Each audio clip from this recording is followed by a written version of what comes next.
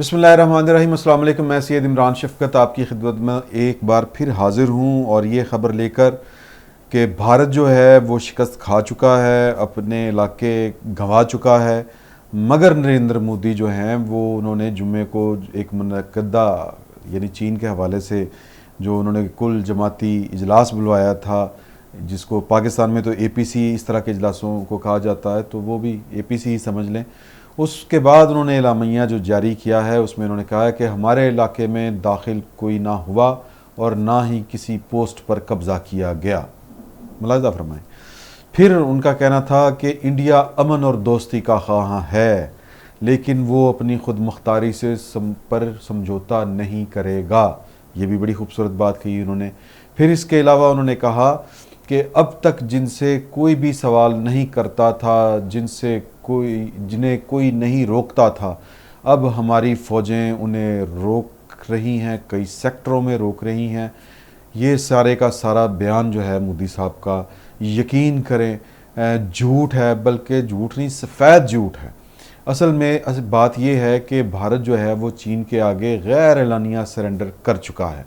अगर ऐसा नहीं है तो भारतीय वज़ीर आज़म को चाहिए कि वो अपनी मीडिया टीम को लें और लद्दाख का रुख करें। झील पेंगयांग पर जो 3 इडियट्स फिल्म बनी थी जिस जगह पर, उस जगह पर वो जाएं और वहाँ पर लाइव आ जाएं और खड़े होके कहें कि जनाब के हमारे इलाके हमारे पास हैं, हमसे ना कोई छीन सकता था, ना किसी के अंदर इसकी जुर्रत है। लेकिन वो ऐसा नहीं करेंगे। वो क्यों नहीं करेंगे? क्योंकि पेंगयांग झील जो है, बल्कि सिर्फ पेंगयांग झील नहीं बल्कि पूरी की पूरी वादी गलवान इस वक्त चीन के कब्ज़े में है। चीन की जो वजारत ख़ारजा है उसके तर्जमान ली जान ज़ाओ, माफ़ी चाहता हूँ, ली जान ज़ाओ, चीनियों के नाम ज़रा मुश्किल होते हैं, ने हफ्तावार ब्रीफिंग में एक सवाल के जवाब में ये कहा है कि जहाँ तक मेरा इल्म है, अब इस पर गौर करना आपने, कि जहाँ तक मेरा इल्म है इस वक्त कोई भारतीय फ़ौजी चीन की तहवील में नहीं। अब ये गौर कीजिएगा कि ये सफारती ज़ुबान है और वजारत ख़ारजा को समझने और इसको रिपोर्ट करने वाले BBC के सहाफ़ियों का कहना है कि ली जान ज़ाओ ने ये तो कह दिया कि उनके इल्म के मुताबिक कोई भारतीय फ़ौजी चीन की तहवील में नहीं है, मगर उन्होंने भारतीय फ़ौजियों की नज़रबंदी की तस्दीक नहीं की।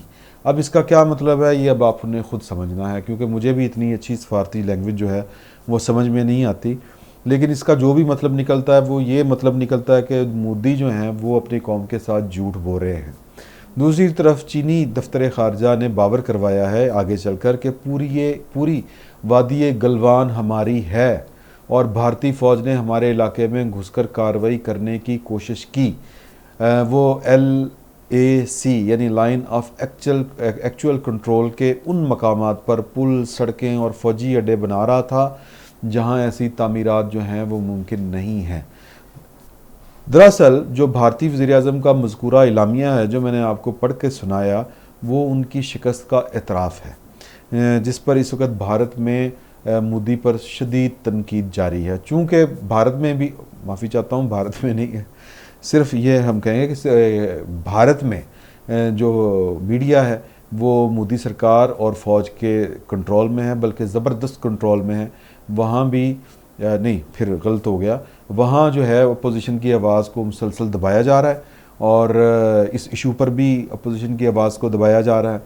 दरअसल अब इसको थोड़ा सा ना हम ज़रा डीपली स्टडी करते हैं कि दरअसल मोदी ने भांप लिया था। ये मैं बड़ी मज़े की आपको फैक्ट्स बताने जा रहा हूँ कि अगर चीन के साथ तनाज़ा उनका बढ़ गया तो भारत जो है वो अरुणाचल प्रदेश से भी जाएगा और उसके साथ साथ किससे जाएगा? कश्मीर से भी। अब जाएगा या नहीं जाएगा ये उनका ख्याल था, उनका ख़दशा था। क्यों ख़दशा था? 16 जून को पाकिस्तान की यानी हमारी जो मुसल्लह अफ़वाज के तीनों मुसल्लह अफ़वाज के सरबराहान हैं, उनकी एक मीटिंग जो है वो भारत के लिए ख़तरे की घंटी थी। हम अपने आप को जितना अंडर एस्टिमेट कर लें, बहरहाल वो भारत के लिए एक ख़तरे की घंटी थी। फ़ौजी नुक्ता नज़र से सूरत हाल अगर आप उस पर गौर करें और उसको समझें तो फिर वो सूरत हाल वो बनती है या नक्शा वो उभरता है जिससे भारतीयों के रोंगटे खड़े हो गए होंगे, या मेरा तो ख्याल है कि हुए थे। अगर लद्दाख में, अब इसको थोड़ा सा मैं सिंप्लीफाई करता हूँ कि अगर लद्दाख में चीनी फ़ौज से निपटने की ज़रूरत पड़ती है, जंग शुरू हो जाती है। तो भारत ने उस जंग को बरकरार रखने के लिए, जीतने के लिए सप्लाई लाइन अपनी फ़ौज की कहाँ से बनानी थी। ये बड़ा टेक्निकल बात है, ये फ़ौजी नुक्ता नज़र से है, ये भी मैंने किसी फ़ौजी से समझा है। वैसे मैं इतना लायक नहीं हूँ कि हर चीज़ पे जनाब बड़ा एक्सपर्ट बन जाऊँ। मैंने एक फ़ौजी, हमारे एक जनरल हैं, हमारे वो बुज़ुर्ग हैं, रिटायर्ड जनरल हैं, उनसे ये मैंने सारी सूरत हाल समझी है। तो उनका कहना था कि ज़ाहिर है कि ये सारी जो सप्लाई लाइन थी ये कश्मीर के रास्ते से बननी थी। इस वक्त जो इंडिया की फ़ौज का सबसे बड़ा हिस्सा जो है वो कश्मीर के अंदर डिप्लॉयड है, एक बात। और दूसरी बात, रूट भी यही बनता है कि आप यानी इंडिया जो है वो श्रीलंका के बॉर्डर से फ़ौज उठा के कश्मीर उधर चीन नहीं लेके जा सकता था, लद्दाख। एक बात ये तय कर लें, आप ज़हन में रख लें। तो अगर कश्मीर से वो फ़ौजें निकालता है अपनी, तो फिर वो जो उसका फ़ौजी तवाज़न है कश्मीर के अंदर, क्योंकि उसने तो कब्ज़ा किया हुआ है फ़ौज के ज़रिए, तो वो बिगड़ जाना था। और बिगड़ने की सूरत अगर बनती तो फिर क्या होना था। एक ख़तरा था कि पाकिस्तान की फ़ौजें कश्मीर में दाखिल हो सकती हैं। ये ख़तरा अपनी जगह पर 100% मौजूद था। ये बात की बात है कि हमारी फ़ौजें कश्मीर में जाती हैं कि नहीं जाती, क्योंकि कश्मीर अब क्यों था उसको ख़तरा। एक ये कि हमारा भी क्लेम है कश्मीर के ऊपर कि वो कश्मीर जो है वो कश्मीरियों का है, वो भारत का नहीं है। भारत ने तो ज़बरदस्ती उसका हिस्सा बनाया हुआ है। इतनी 7 लाख के करीब फ़ौज उसने वहाँ पे डिप्लॉयड किया है, बल्कि 9 लाख का भी फिगर आता है।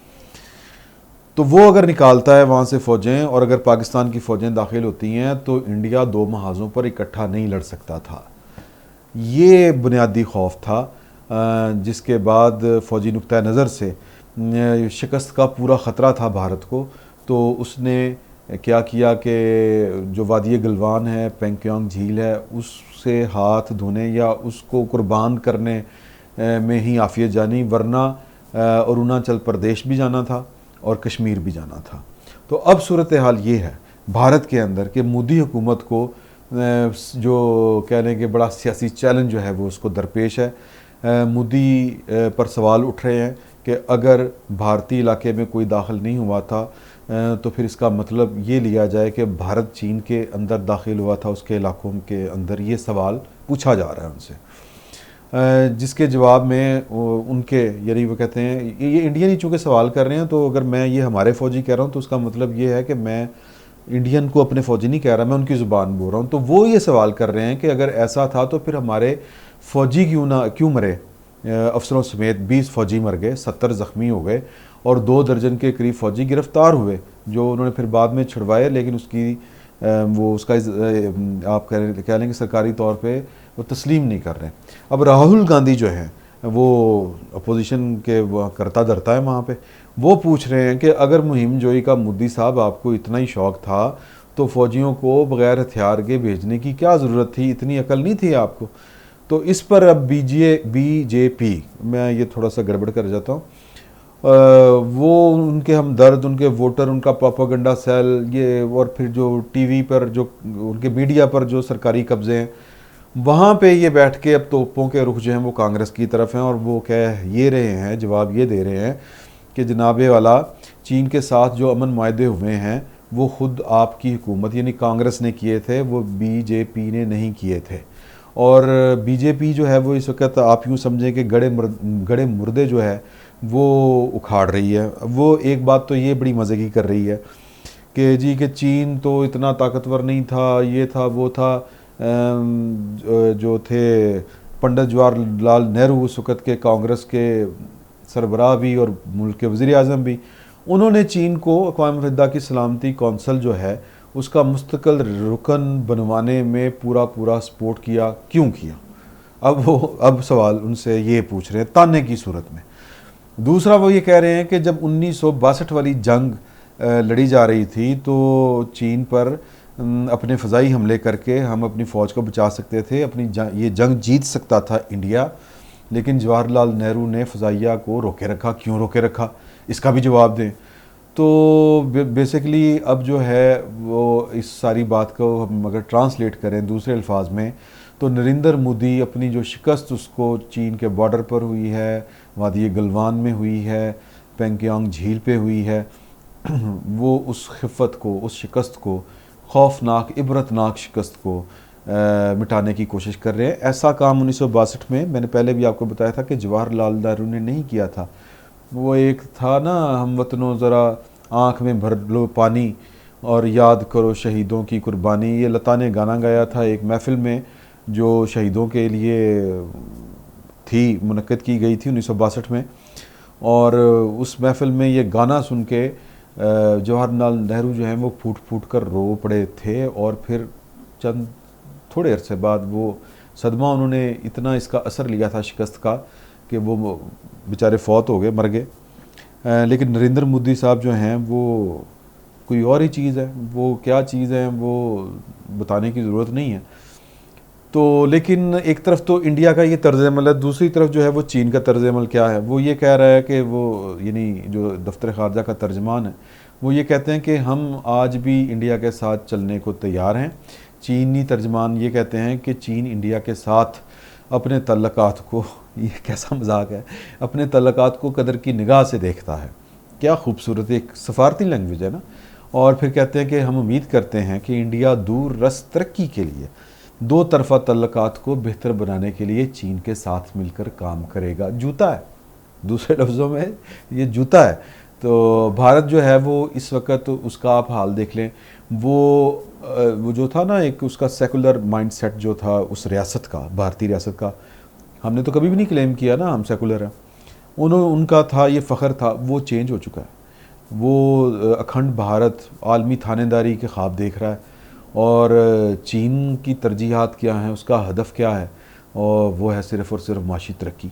वो अपने इस हदफ के, यानी अपनी जो माशी तरक्की है, वन बेल्ट वन रोड वाला जो उसका मंसूबा है, ये बेसिकली देखें, चीन ने हमेशा जो तिजारत की है अपनी कई 100 साला हिस्ट्री के अंदर, वो सिर्फ तिजारत उसने रूट्स, ये सड़कों के ज़रिए की है।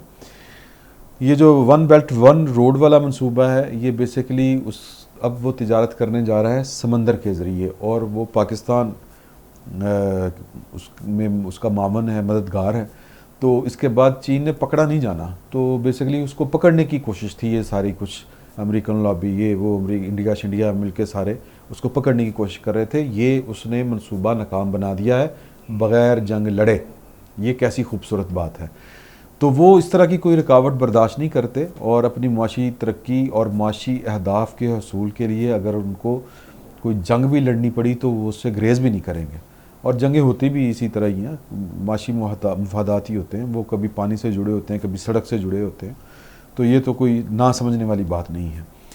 चीन का जो माइंड सेट है माशी तरक्की वाला, ये समझने के लिए मैं आपको एक वाक़या सुनाता हूँ, बड़ा ज़बरदस्त है, बड़ी आसानी से आपको ये बात समझ आ जाएगी। हुआ ये कि पिछले साल चीन ने अपने 70 साला कामयाब इनकलाब को सेलिब्रेट किया। तो उसने इस सिलसिले में दुनिया भर से जो थे वफूद, उनको अपने यहाँ मदऊ किया था, दावत दी थी। उनमें इंडिया का भी एक वफ़द शामिल था और पाकिस्तान का भी वफ़द शामिल था।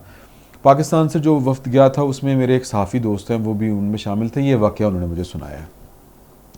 इंडिया ने माफ़ी चाहता हूँ कि चीन ने अपनी जो 70 साला तकरीबात थी कामयाबी की, इनकलाब की, उनके लिए उसी ज़मन में एक नुमाइश जो थी वो भी मुनक्कद की हुई थी। उस नुमाइश में अब क्या था कि एक टैंक पड़ा हुआ है, तो उस पर लिखा हुआ है कि ये टैंक चीन ने फ़लाँ साल बग़ैर किसी बैरूनी मदद के अपने तौर पर बनाया और हम इसमें ख़ुद कफ़ील हो गए। फिर एक आबदोज़ पड़ी हुई है कि हमने ये आबदोज़ फ़लाँ साल में बना ली, बग़ैर किसी की मदद के हम खुद कफ़ील हो गए। फ़लाँ साल में हमने अपना खलाई मिशन है वो भेजा, उसकी तस्वीरें लगी हुई हैं और वो मॉन्यूमेंट्स बनाए हुए हैं, वो मॉडल्स वगैरह रखे हुए हैं रॉकेट्स के, लॉन्चेस के। अच्छा, फिर इसी तरह उन्होंने फ़लाँ साल में हमने अपना जो खलाई मिशन है भेजा।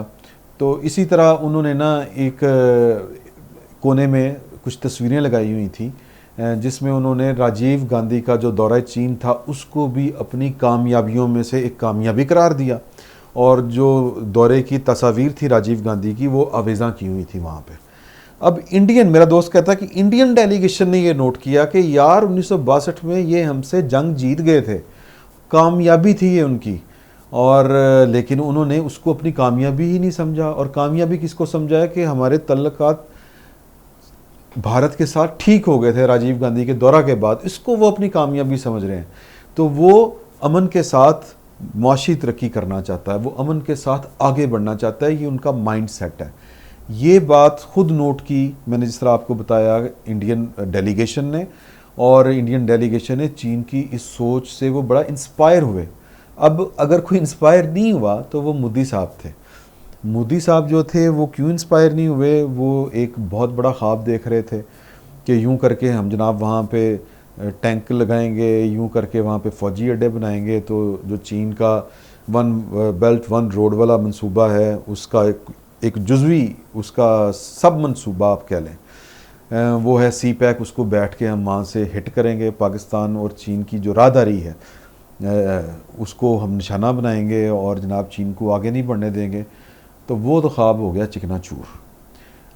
अब जो चीन ने किया है या जो चीन कर रहा है, इसमें एक सबक है, और वो सबक ये है कि अगर दुनिया की कोई भी कौम तरक्की करना चाहती है, यानी वो जो थी ना चीन की कौम जो अफ्यून नोश थी, यानी अफ्यून इस्तेमाल करती थी, अफ्यूनी कौम उसको पूरी दुनिया का में उसको जो अफ्यून के नाम से याद किया जाता था। 70 साल में उन्होंने जो ट्रांसफॉर्म किया है अपने आप को, तो वो एक लेसन है। और वो लेसन ये है कि इल्म हुनर के ज़रिए जो इकॉनमी तरक्की है, मुआशी तरक्की है, वही दुनिया में कामयाबी की ज़मानत है, वही दुनिया में इज़्ज़त है, और उसी से आप आगे बढ़ सकते हैं। ये सबक पाकिस्तान के लिए भी है कि चीन की आज़ादी का रास्ता जो है वो एटम बम से होके तो नहीं जा रहा, मज़ाइल से तो होके नहीं जा रहा। कोशिश करके देख लें, कोई हमारा लीडर कोई आ जाए, अल्लाह करे इस तरह का, कि हो सकता है कि वो रास्ता इख्तियार करे, और वो रास्ता है इकॉनमी तरक्की का, मुआशी तरक्की का, जो कश्मीर की आज़ादी तक जाता है। बहुत बहुत शुक्रिया।